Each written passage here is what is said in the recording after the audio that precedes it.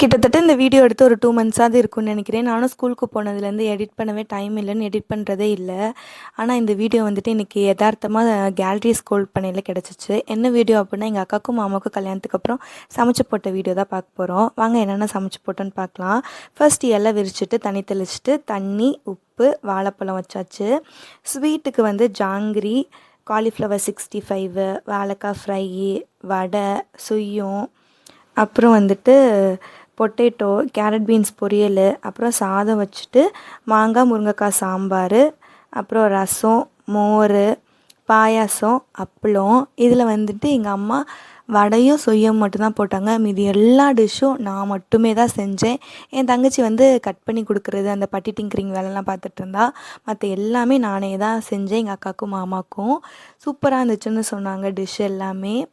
நீங்களும் இது மாதிரி உங்கள் அக்காவுக்கும் மாமாவுக்கும் செஞ்சு போட்டிருக்கீங்களா சொல்லிவிட்டு கமெண்ட் பாக்ஸில் கமெண்ட் பண்ணுங்கள். டாட்டா பாய்.